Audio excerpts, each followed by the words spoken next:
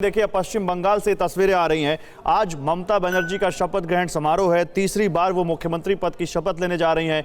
राजभवन में यह समारोह रखा गया है। 10:45 पर ममता बनर्जी की शपथ का समय नियत तय किया गया है, लेकिन उससे पहले देखिए ममता बनर्जी राजभवन पहुंच चुकी हैं। ये तस्वीरें देखिए, और ये तस्वीरें बताती हैं कि ममता बनर्जी ने एक लंबी लड़ाई लड़ने के बाद एक बार फिर शानदार जीत हासिल की है। और अगर कहें कि देश की सबसे ताकतवर सीएम है बहुमत के हिसाब से, तो गलत नहीं होगा। और इस वक्त देखिए राजभवन में उनके शपथ ग्रहण समारोह की तैयारियां पूरी कर ली गई हैं। तमाम अतिथि वहां पर आए हुए हैं जिनसे वो मुलाकात करती हुई। इसमें सौरभ गांगुली जो कि बीसीसीआई के प्रेसिडेंट हैं और बीजेपी के प्रदेश अध्यक्ष दिलीप घोष, उनको भी न्योता दिया गया है। बुद्धदेव भट्टाचार्य पूर्व मुख्यमंत्री, उनको भी या इस समारोह में बुलाया गया है। और आज ममता बनर्जी का जो शपथ ग्रहण समारोह है वो बहुत भव्य नहीं है, बहुत विशाल नहीं है।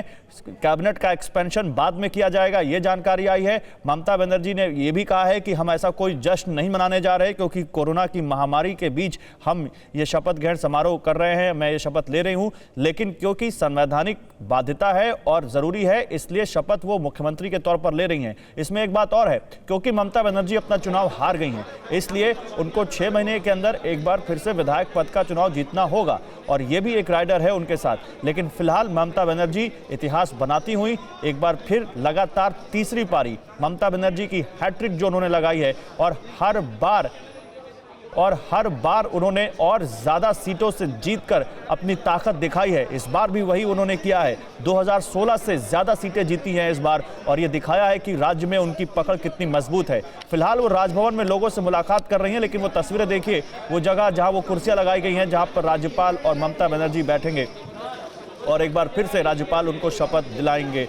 ममता बनर्जी को आप देख सकते हैं, आप इसी से समझ सकते हैं कि वो कितनी ज़्यादा ज़मीन से जुड़ी हुई नेता हैं, या कितनी ज़्यादा लोगों से उनका जुड़ाव है कि वो राजभवन में भी आई हैं तो सबसे जाकर खुद उनकी सीट पर जाकर, वहां जाकर उनसे मुलाकात कर रही हैं और उनका अभिवादन स्वीकार कर रही हैं, खुद उनको अभिवादन कर रही हैं। आप देखिए, और वहां पर वो अधिकारियों को कुछ निर्देश भी देती हुई, कुछ वहाँ पर उनको इंतज़ाम में कुछ उनको बदलाव चाहिए, या कुछ उनको अपने मनमाफिक वहाँ पर कुछ बदलाव कराने हैं, इसलिए वहाँ पर देख सकते हैं आप कैसे वहाँ मौजूद अधिकारियों को निर्देश भी देती हुई।